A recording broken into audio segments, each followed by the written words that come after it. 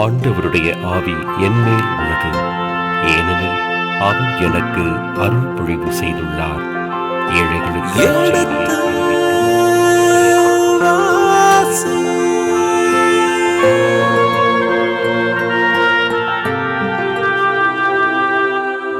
எடுத்து வாசி.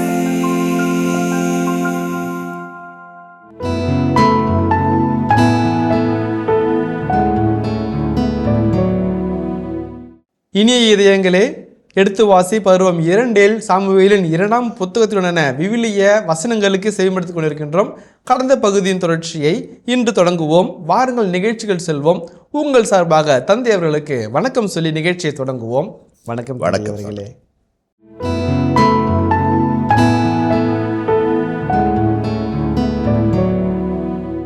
இவர் பெரோட்ஸ்லேருந்து கித்தாமில் போய் தங்கி அகதியாக வாழ்ந்தார்கள். அப்படிப்பட்ட ஜெபூசியர்கள் ஒரு இடத்தில் தாக்கும்போது இன்னிடத்தில் வலிமையான அரசல் நகரில் தங்கி அந்த நகரை தங்கள் பாதுகாப்பு கோட்டையாக மாற்றிக்கொண்டு எதிரிகளை திணறடிப்பார்கள். அப்படிப்பட்ட வல்லமைப்படுத்த ஜெபூசியர்களை உளமாக வெறுக்கிறார் தாவீது. ஏனென்றால் அந்த இடத்தை ஆண்டவரிடமாக மாற்றப் போகிறார். அதற்கு ஒரு தடையாக இருக்கார்கள். அதான் பார்த்து சொல்கிறேன். மூன்றாவதாக அவங்க என்ன சொல்கிறாங்க, ஒன்றை பார்வையற்றவரையும் முடவரையும் உனக்கு காலிப்பிடுறாங்க. அதே வார்த்தையில் கொடுத்து அப்படி பண்ண எனக்கு பிடிக்காது, அதெல்லாம் அப்படி என்ன பண்ணி கல்வி பண்ணிடுவாங்களா, அவங்கள தூக்கு. அதான் ஒரு ஸ்ட்ராட்டஜிக்கல் மூவ் ஆஃப் டேவிட் என்று நாம் பார்க்கிறோம். இப்போ 9ஆம் வசனத்தில் தாவீது நகர் என்று பெயரிட்டார். அவர் தன்னுடைய பெயருக்காக வைக்கவில்லை என்றாலும் அவருக்கு அடையாளமாக மாறுகிறது. எருசலேம் என்பது வெகு தூரம் இல்லை, 4 மைல்கள் தொலைவில் இருக்கிற பெத்லகேமுக்கு அருகில் இருக்கிறது. மையப்புள்ளியாக பெத்லகேம் விளிம்புநிலை பகுதியாக இருந்தாலும் 4 கிலோமீட்டர் தொலைவில் தான் எருசலேமுக்கு பெத்லகேம் இருக்கிறது. எருசலேமிலிருந்து 3 மணி தொலைவில் தெக்காவோ என்கின்ற ஒரு சின்ன ஊர் இருக்கிறது. அங்கே இருந்தால் ஆமோஸ் இறைவாக்கன் வருகிறார். அப்பெல்லாம் ஒரு மாதிரி இறைவாக்கர்கள் அரசுகள் கொடுக்கக்கூடிய ஒரு அருமையான ஒரு மையப்புள்ளியாக இருந்திருக்கிறது. என்றாலும் கூட தாவீதினுடைய வல்லமையான செயல்பாடுகள், வல்லமையான செயல்கள் அது எருசலேமிலிருந்து அமைய வேண்டும் என்பதை அவர். இப்போ 4 கிலோமீட்டர்னாக்க ஒன்றும் பெருசு இல்லைங்க. நமக்கு எல்லாம் தெரியும். ஒன் வே எது, நோ என்ட்ரி எது, ஹம்ப் எங்கே இருக்குது, எங்கே பஜ்ஜி கிடைக்கும், எங்கே சொயாங் கிடைக்கும், எல்லாம் நமக்கு தெரியும். 4 கிலோமீட்டர் தொலைவில் தான் எருசலேம் இருக்குது. அதனால் இந்த ஷாப்ட் தெரியும், அந்த கொடை கால்வாய் தெரியும், போர்க்காலத்தை அவங்க அதை யூஸ் பண்ணுறது தெரியும், அதில் எப்படி ஏறி போகணுன்னு தெரியும். அதாவது நேர்த்தியான முறையில் அதை கைப்பற்றால் அது வார்த்தைக்கு அதுதான் முழுமையான வல்லமையோடு அப்படி கைப்பற்றி முடிக்கிறார். அப்போ அதை தன் தலைநகராக மாற்றுகிறார். மூன்றாவதாக கடைசி காலம் தொட்டும் அதை ஒரு மாபெரும் நகரமாக உருவாக்குகிறார். அந்த நகரம் அவர் பேசும் நகரமாக மாறுகிறது. தாவீது நகராக அது மாறுகிறது. மில்லோவிலிருந்து உட்புறமாக தாவீது சுற்றிலும் மதில் எழுப்பினார். தொடர்ந்து சீரும் சிறப்பும் பெற்றார். படைகளின் கடவுளாக ஆண்டவர் அவரோடு இருந்தார். ரொம்ப அழகான ஒரு வார்த்தை. மில்லோன்னு தமிழில் கூட மில்லோன்னு தான் சொல்கிறாங்க. அகழ்வாராய்ச்சி மில்லோன்றது என்னென்னாக்க, இப்போ ஒரு ஊர் இருக்கு இல்லைங்களா, அந்த மாதிரி ஒரு ஊர் இருக்கு, ஒரு ஊர் இருக்குங்களா, அந்த ஊர் மலை முகட்டில் இருக்குது. இந்த இப்போ 3ஆம் பக்கம் நகர்கள், ஒரு பக்கம் சமவெளி ஓப்பனாக இருக்குது. அப்படி கீழே இறங்கி போகுது. 3 பக்கம் மலை சூழ்ந்த ஒரு பகுதியாக இருக்குது. அப்போ சரிவோடு சார்ந்து இருக்குது. அப்படிப்பட்ட சீயோன் நகரத்தை தாவீது கட்டி எழுப்புகிறார். சீரும் சிறப்புமாக, அதாவது நல்ல வார்த்தை பிறகு சீரும் சிறப்புமாக தொடர்ந்து அவர் வலிமை பெற்றார். அது மாதிரி படைகளின் கடவுளாக ஆண்டவர் அவருடன் இருந்தார். எல்லா இடங்களிலும் நீ கத்தியை நம்பி, ஈட்டியை நம்பி, அம்பை நம்பி, கேடத்தை நம்பி வருகிற, நான் படைகளின் ஆண்டவராகிய இறைவனை நம்பி வருகிறேன் என்று தாவீது வந்தார். அந்த பயணம் தொடர்கிறது. வெற்றியாக இருந்தாலும், ஓங்கி ஒழுக்கின்ற உற்சாக குரலாக இருந்தாலும், கத்தி வீசுகின்ற போர்க்களமாக இருந்தாலும், எல்லா இடத்திலும் ஆண்டவரினோடு இருக்கிறார் என்று செயல்பட்ட ஒரு நல்ல மனிதர் தாவீது. இப்படிப்பட்ட இக்கட்டான காலத்தில் ஆண்டவரினோடு இருக்கிறார் என்று உறுதியாக நம்பினார். அதே மாதிரி 11ஆம் வசனம் பாருங்களேன். தீர் மன்னர் ஈராம் தாவீதிடம் தூதர்களையும் கேதுரு மரங்களோடு தச்சர்களையும் கல் தச்சர்களையும் அனுப்பினார். அவர்கள் தாவீதுக்கு ஓர் அரண்மனையை கட்டினார்கள். ஆண்டவர் தம்மை இஸ்ரேலின் அரசராக நியமித்தார் என்றும், தம் மக்கள் இஸ்ரேலுக்காகவே அவர் தம்மை உயர்த்தினார் என்றும் தாவீது உணர்ந்தார். தாவீது தீர் மன்னர் ஈராமிடம் ஆலோசனை கேட்கிறார். நான் நடுவடியாக இருந்தேன், ஆண்டவர் என்னோடு இருந்தார். இந்த ஆண்டவருடைய அரசராக திருப்பி பெற இஸ்ராயல் மக்களுக்கு கட்டளையிட்டார். அவர்கள் செஞ்சுக்கிறாங்க. நான் தங்கறதுக்கு ஒரு இடம் வேணுங்க ஐயா. அரசன் என்றால் நீதி வழங்குகிற ஒரு இடம், பள்ளி செலுத்துகிற ஒரு இடம், ஆலோசனை செய்கிற ஒரு இடம், ஓய்வெடுக்கிற ஒரு இடம் என்று உடம்பு தனியாக இருக்கணும். அதான் ஒரு அரசனுக்குரிய அந்தஸ்து. அந்த சமயத்தான் அந்த ஈராம் மன்னன் தன் சிறந்த கல் தச்சர்களையும் சிற்பிகளையும் கொடுத்து நகரை கட்டி எழுப்ப, ஒரு அரண்மனை கட்டி எழுப்ப அவருக்கு உதவி செய்கிறார். இந்த இடத்துல ஒரு ரொம்ப அழகான ஒரு செய்தியை, அவர் வந்து ஃபிசிக்கலாக ஒரு பில்டிங்கை கட்டுறாரு. ஆனால் அந்த தாவீதினுடைய வர்ணனையில் அந்த இணைச்சட்ட வரலாற்று நூலாசிரியர் அழகான ஒரு சின்ன குறிப்பு சொல்கிறார். என்ன குறிப்பு சொல்கிறாரு? ஆண்டவர் தம்மை இஸ்ராயலின் அரசராக நியமித்தார் என்றும். 1 சாமுவேல் 13:14 வாசிங்களேன். 1 சாமுவேல் 13:14, 12 கூட வாசிக்கலாம், ஒன்றும் பிரச்சனை இல்லை. உமது அரசு நிலைக்காது. ஆண்டவர் தம் மனதிற்கு ஏற்ப ஒருவரை தமக்கென தேடி அவரையே தம் மக்களின் தலைவராக நியமித்துள்ளார். ஏனெனில் ஆண்டவர் கட்டளையின்படி நீர் நடக்கவில்லை என்றார். இப்போ வந்து ஈராம் மன்னனிடமிருந்து ஒரு அரண்மனை கட்டிக்கிட்டார். இப்போ பாருங்கள், ஒரு நல்ல அழகான ஆன்மீகத்தை சொல்கிறார். அவருடைய சாதனை, சியோன் நகரத்தை தாக்கினார், தாவீது நகரம் உயர்த்தினார், கோட்டை கொத்தங்களை அமைத்து கொண்டார், தான் தங்குவதற்கென்று ஒரு அரண்மனை கட்டிக்கொள்ள வெளிநாடுகளிலிருந்து இம்போர்ட்டடு அது இன்வைட்டட் கல் தச்சர்கள், கார்பெண்டர்ஸுங்களாம் வச்சு ரெடிக்கிறார். அதில் பாருங்கள், ஆண்டவர் தம்மை இஸ்ராயல் நியமித்தார் என்றும் தம் மக்கள் இஸ்ராயலுக்காகவே அவர் தம்மை உயர்த்தினார் என்றும். 2 வார்த்தை அழகாக இருக்குது. நல்லா பாருங்கள், இஸ்ராயலின் அரசராக ஆண்டவர் வந்து இஸ்ராயல் அரசராக, நாஹீத் என்கிற வார்த்தை பயன்படுத்துகிறாங்க, இஸ்ராயலுக்கு ஒரு அரசராக நியமிக்கிறார். 2வது, அவர்களை காக்கும்படியாக, அவருடைய வழிநடத்தும்படியாக, அவருடைய உயர்த்தி பிடிக்கும்படியாக, அவருடைய நலன்களை பேணி பாதுகாப்பதற்காகவே தன்னை அரசராக உயர்த்தினார் என்றும் தாவீது உணர்ந்தார். ரொம்ப ரொம்ப முக்கியம். நம்ம எதுக்காக இந்த பதவி, எதுக்காக இந்த அங்கீகாரம், எதுக்காக இந்த அதிகாரம், எதுக்காக இந்த வசதி வாய்ப்புகள் என்று நினைக்கும் போது அடிப்படையில் மனதிற்காக வருவது ஆண்டவர் நம்மை உயர்த்துகிறார், அவருக்கு பிரமாணிக்கமாய் சாட்சியாய் வாழ என்பதை முதல் கருத்தாக அடிக்கோடிட்டு கொள்ள வேண்டும். நிறைய இடங்களில் நாம் வந்து அந்த ஃபெர்னாண்டோ பற்றி சொன்னோம் இல்லைங்களா, பரிசுகள் வேண்டும் ஆனால் பரிசளிப்பர் வேண்டாம் என்று சொல்லி அந்த பிள்ளை இப்போ அடம்பிடித்த பிள்ளையை போல் எவ்வளோ முயற்சிகள் எடுக்கிறோம், மெனக்கெடுக்கிறோம், யோசிக்கிறோம், அன்பு காட்டுகிறோம், வாய்ப்புகள் தேடுகிறோம். ஆனாலும் அவங்க நன்றி கட்டவங்களாக இருக்கிறாங்க. The love to our gives but not us. ஒருவருடைய பரிசு பொருள் பிடித்தமாக இருக்குது, பரிசு கொடுப்போர் எங்களுக்கு பிடிக்கவில்லை. ஏனென்றால் அவர் சட்டம் பேசுகிறார், ஒழுங்கு பேசுகிறார், நீதி பேசுகிறார், அன்பை பற்றி பேசுகிறார், தூய வாழ்வை பற்றி பேசுகிறார், பிடிக்காமல் போகிறது. அந்த இதை இங்கே பார்க்குறோம். இந்த இடத்துல தாவீது இஸ்ராயல் மக்களுக்காக என்ன உயர்த்தினார், தம் மக்கள் இஸ்ராயலுக்காகவே ஆண்டவர் தம்மை உயர்த்தினார் என்றும் தாவீது உணர்ந்தார். அவங்களுக்காகத்தான் நான். இவ்வளோ அழகான ஒரு வாக்கியம் பாருங்கள். அதை தாங்க என்னுடைய அதிகாரம், என்னுடைய பதவி, எனக்கு கொடுக்கப்பட்ட பொறுப்பு, எனக்கு கொடுக்கிற ஆதாரங்கள் எல்லாமே மக்களுக்காக. அதான் ரொம்ப முக்கியம். ஒரு தலைமைத்துவத்தில் இருக்கிற ஒரு காமன் குட் என்று சொல்வார்கள். எனக்கு கொடுக்கப்பட்டிருக்கிற வசதி வாய்ப்பு, அதிகாரம், வரைமுறை, ஒழுங்குமுறைகள் எல்லாமே மக்களுக்காக, என்னை உருவாக்கிய என்னிடம் ஒப்படைக்கப்பட்ட மக்களுக்காக. அதாவது ரொம்ப அருமையான ஒரு கருத்து. தாவீது ரொம்ப அழகாக அப்போ தான் பட்டம் வாங்குறாரு. 30 வயசு இல்லைங்களா, 30 வயசில் இன்னொரு முதிர்ச்சி பாருங்கள். அவர் பேசும் தன்மை, ஆள்களை எடை போடும் விதம், தீர்மானிக்கும் விதம், சொல்கின்ற தன்மை அத்தனை அழகாக ரொம்ப பர்ஃபெக்டாக மெச்சோர்டாக இருக்குது. ஆவியான நிரம்பியவர்களுடைய வலிமையான ஒரு செயல்பாட்டை நம்ம அவர் பார்க்குறோம். அதே போலவே அடுத்து வாசிப்போமே. எபிரோனை விட்டு வந்ததும் தாவீது மேலும் பல வைப்பாட்டியரையும் மனைவியரையும் எருசலேமில் தேர்ந்தெடுத்தார். மேலும் பல புதல்வரும் புதல்வியரும் தாவீதுக்கு பிறந்தனர். எருசலேமில் அவருக்கு பிறந்தவர்களின் பெயர்களாவன: சம்முவா, சோபாபு, நாத்தான், சாலமோன், இப்கார், எலிசுவா, நெபேகு, யாபியா, எலிசாமா, எலையாத்தா, எலிப்பலேற்று. இப்போ வந்து நிறைய பேர்களை குறிப்பிட்றாங்க. ஒரு சில பேர்கள் குறிப்பிட்டது மிக முக்கியமானதாக இருந்தாலும் கூட அதில் எந்த அளவுக்கு நமக்கு செய்திகள் வருகிறது என்று தெரியவில்லை. ஆனால் 2 வகையில் சொல்லலாம். பல வைப்பாட்டிகளை மனைவரும் எருசலேமில் தேர்ந்தெடுத்தார் என்ற வார்த்தை வருகிறது. ஒன்றுக்கும் மேற்பட்ட மனைவரை இஸ்ராயலினுடைய அரசர்கள் வைத்திருந்தார்கள் என்பதற்கு துளியும் ஐயமில்லை. வச்சுருந்தாங்க வைப்பாட்டிகளை மனைவி வச்சுருந்தாங்க. அதை வரலாற்று ஆசிரியர்கள் 2 வகையில் பார்க்குறாங்க. ஒன்று, இந்த மனைவியர்கள் மூலமாக பல்வேறு நாடுகளின் அரசர்களுடைய இளவரசர்களுடைய மனைவிகளின் மனைவிகள் மூலமாக அந்த நாட்டோடு ஒப்பந்தம் செய்து அந்த நாட்டிற்கான உத்தரவாதத்தை தாக்க மாட்டோம் என்ற உத்தரவாதத்தை உதவுவோம் என்கின்ற நல்லெண்ணத்தை அவர் பெற்றுக்கொள்கள். அந்த வகையில் பார்க்கின்ற போது தாவீதை விட சாலமோன் அதிக திருமணங்களை செய்து கொண்டார் என்றும் அந்நிய பெண்கள் அவருடைய கடைசி காலத்தோட இதயத்தை ஆண்டு திருப்பினாள் என்றும் விவிலியம் சொல்லுகிறது. அது ஒரு ஸ்னேராக பொறியாகவும் மாறிப்பான அவலத்தை பார்க்கிறோம். இந்த இடத்துல தாவீது வைத்திருந்தார், உறவுகளை பெருக்கினார் என்று நாம் பார்க்கிறோம். அதாவது ஒரு நல்ல ஒரு செய்தியாக இங்கே அமைக்கிறது.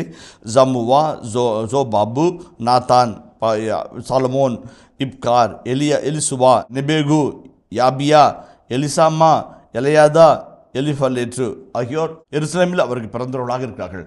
ஆக நிறைய பிள்ளைகள், நிறைய மனைவியர்கள், மிகுதியான மகிழ்ச்சி, வளமான வாழ்வு, எதிரியை சந்திக்கின்ற போராட்ட நிகழ்வுகள் இவையெல்லாம் கூட அது சொல்லப்படுறதுனால தாவீது எப்படி ஆண்டவருக்கு பிரியமானார் 1 சாமுவேல் 13:14 சொல்லப்படுகிற இறை வார்த்தைகளின் இலக்கணமாக விளக்க முறையாக நிறைவாக தாவீது அரியணையில் அமர்கிறார். அமரும்போது அவருக்கு 30 வயது என்று சொல்லி நம் உணர்ச்சியை தட்டி பிடித்து ஆண்டவர் எவ்வாறு தாவீதை வழிநடத்தினார் என்ற செய்தி நம்மோட ஆசிரியர் பகிர்ந்து கொள்கிறார். அதான் நம்ம பார்க்குறோம். அதனுடைய முதல் பகுதியில் நாம் சந்திக்கின்ற இனிமையான செய்திகள். 2 சாமுவேல் 5:17 வார்த்தையில் வாசிப்போம். தாவீது இஸ்ரேலின் அரசராக திருப்பொழிவு செய்யப்பட்டார் என்று கேட்டதும் பெலிஸ்தியர் எல்லாரும் தாவீதை பிடிப்பதற்கு புறப்பட்டுச் சென்றனர். தாவீது அதை கேள்வியுற்று கோட்டைக்குள் புகுந்து கொண்டார். பெலிஸ்தியர் வந்து ரபாயிம் பள்ளத்தாக்கில் எங்கும் பரவியிருந்தனர். ஓகே, அதாவது முதன்முறையாக தாவீது ஜின்னார் வழியாக எபிரேல் நகரமாகிய சியோனை வெற்றி கொண்டு எருசலேமிலே தாவீது நகரை உருவாக்குகிறார். கோட்டை கொத்தங்களை அமைக்கிறார். அமைத்தவுடன் அடுத்தபடியாக நாட்டின் உறவு மூலமாக பலப்படுகிறார்.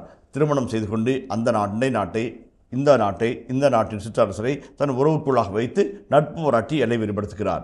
அத்தோடு நின்று விடாமல் உறவுகள் வழியாக நாட்டை நிலப்படுத்தி பாதுகாப்பை அதிகரிப்பது மட்டுமில்லாமல் எல்லைகளை விரிவுபடுத்த போர்களை மேற்கொள்கிறார். அது போர் எப்படி வருது? தாவீது தான் அரசன் சொன்ன உடனே ஒரு பட்டாளம் கிளம்பி வருது. அவன் நல்லா தெரியும், அவன் இங்கெங்கே போவான், இப்படி பண்ணுவான், அடிச்சிடலாம் வா என்று ஒரு படை புறப்பட்டு வருகிறது. அதுதான் தாது அதை கேட்டு கோட்டைக்குள்ளே போந்துட்டார். பிலிஸ்தீர் ரபாயும் பள்ளத்தாக்கில் எங்கும் பரவி இருந்தாங்க.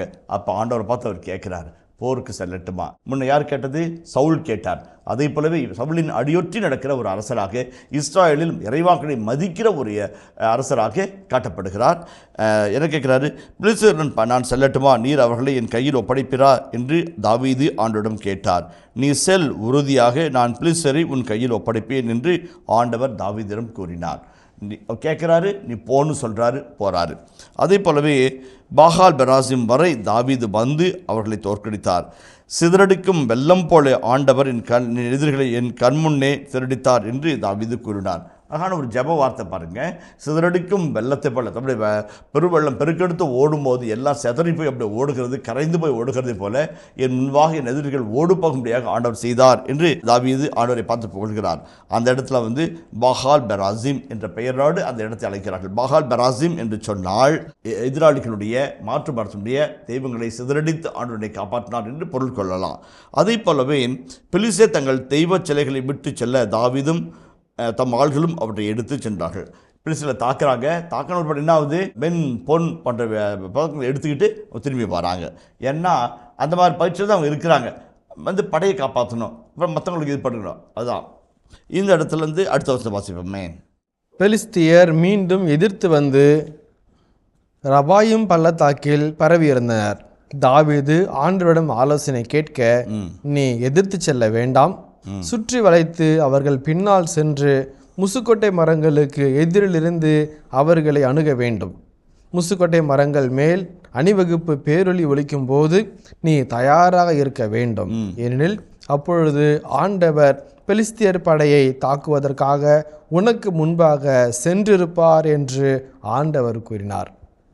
ஆண்டவர் தம் கட்டளையிட்டவாறே தாவீது செய்து பெலிஸ்தியரை கேபா முதல் கேசேர் வரை தாக்கினார். ஓகே, தாவீதுடைய போர் முறைகளில் பல முறைகள் இருக்கிறத நம்ம பார்த்தோம். இந்த இடத்துல ஒரு தாக்குதல் வியூகத்தை அவர் அமைச்சு கொடுக்குறாரு.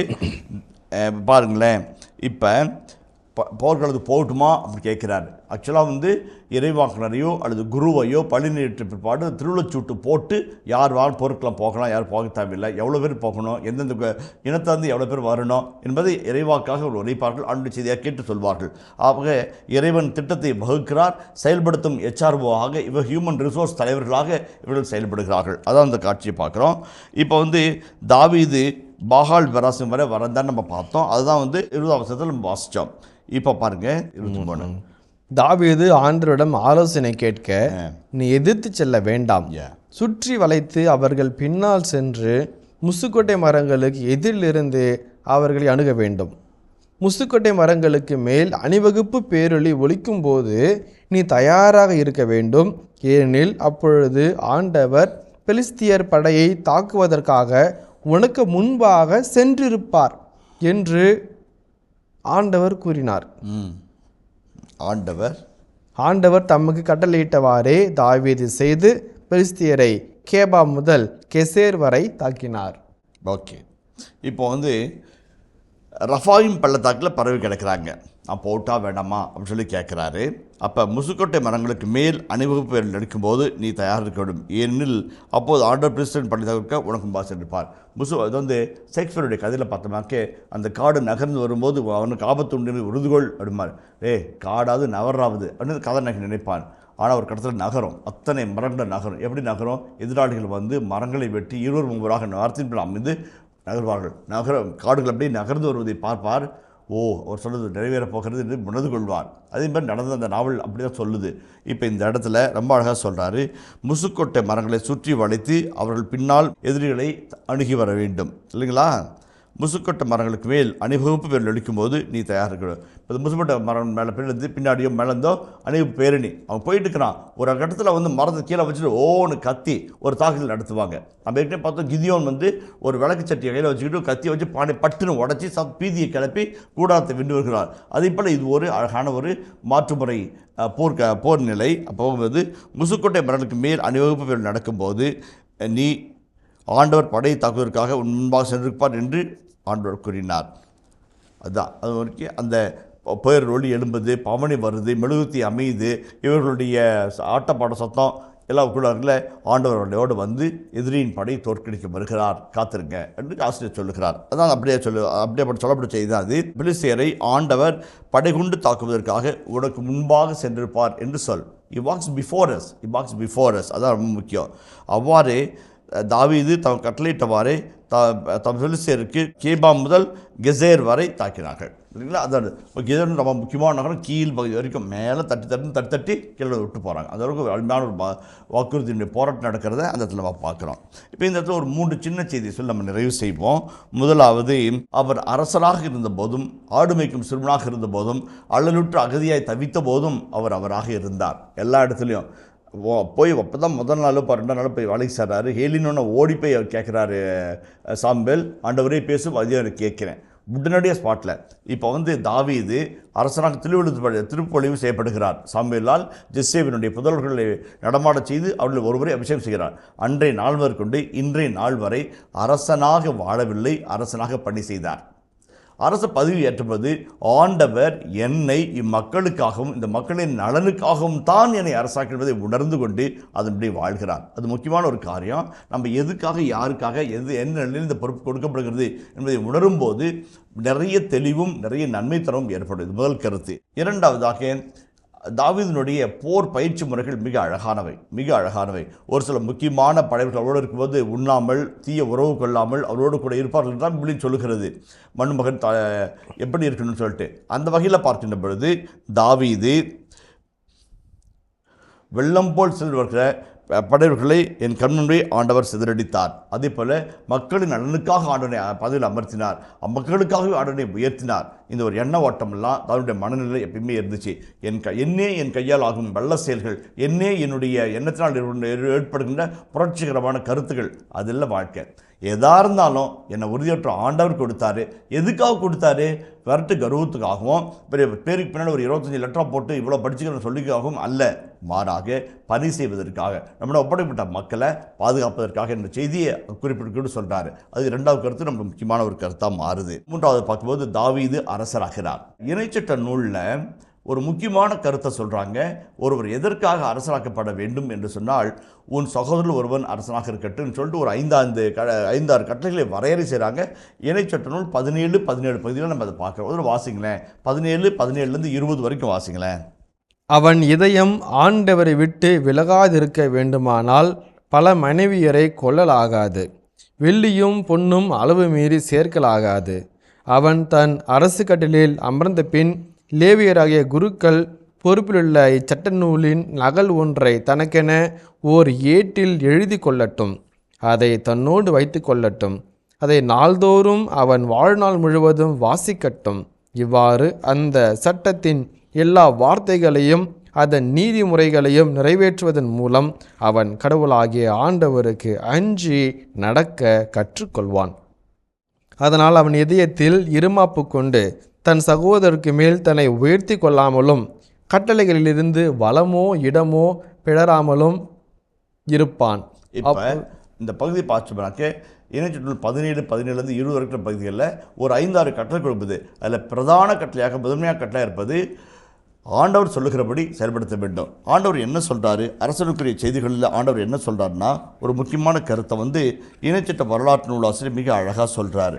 அது என்ன அப்படின்னம்னாக்க, அரசனாக ஆண்டவர் யாரை நியமிக்கிறாரோ அவருடைய பணி என்ன என்பதை பற்றி அந்த பகுதி அழகாக சொல்லுது.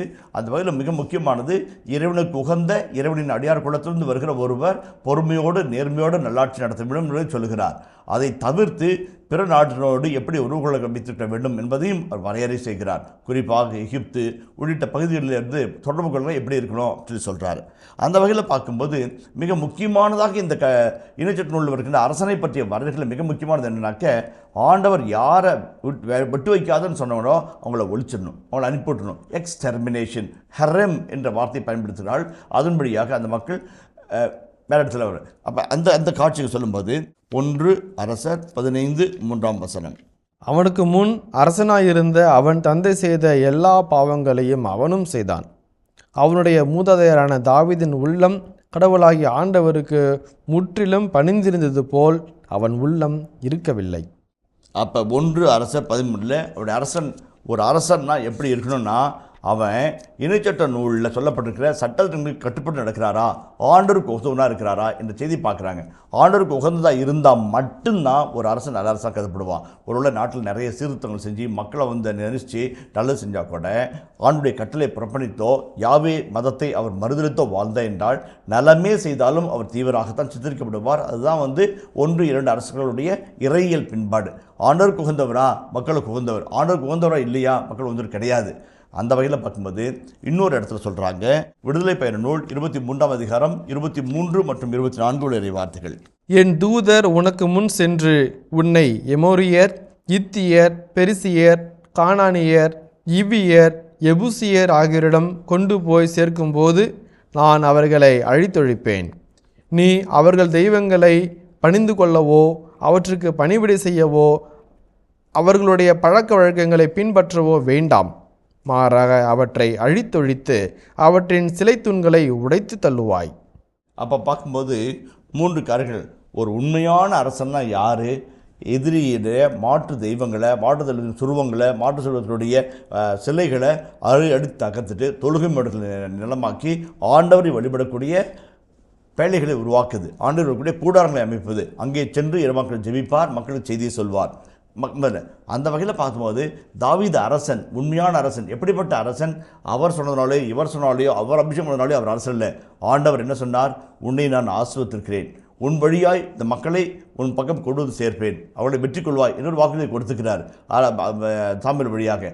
அந்த வாக்குறுதி நிறைவேற்றும் படலமாக இதை பார்க்குறோம். இனிய இதயங்களே, எடுத்து வாசி பருவம் 2 சாமுவேலின் 2ஆம் புத்தகத்திலுடனான விவிலிய இறை வசனங்களுக்கு செய்யப்படுத்திக் கொண்டிருக்கின்றோம். இதன் தொடர்ச்சியை மீண்டும் அடுத்த பகுதியில் தொடர்வோம். அதுவரை இணைந்திருங்கள். இயேசுவுக்கே புகழ், இயேசுவுக்கே நன்றி, மரியே வாழ்க. அந்த பகுதியை நம்ம கரெக்டாக புரிஞ்சுக்கிட்டோம்னாக்க, இந்த ஈதத்துக்கு ஏற்றவன் அவர் நடக்கலை, இவன் நடக்கலாம். அதனால் நடந்தனால இவன் எதிர்த்து ஏற்றவன். இந்த ஈதத்து ஏற்றம் எப்படி? அரசாட்சி ஏறிய பொழுது முதனுடைய ஜெபுசேர்களை வெல்கிறார், அதை தன்னக்கிறார், அவளை ஓர விடுகிறார், அவருடைய இடங்களை அழித்தொழிக்கிறார், அவருக்கு உகந்த வாழ்க்கையை ஆரம்பிக்கிறார். அதான் செய்தி சொல்ல வருது. இந்த இடத்துல தாவீது மக்களை உயர்த்துவதற்காக, காப்பதற்காக பயன்படுத்தினார். இந்த வேலி பயிரை மெஞ்சிடக்கூடாது. அதுதான் தாவீதுடைய அருமையான மனநிலை. அதே போல் ஆண்டவர் தானே என்ன உயர்த்தினார், என்ன நான் உயர்த்திக்கிட்டேன்னா, என்ன நான் அந்த தகுதிக்கு வர முடியுமா?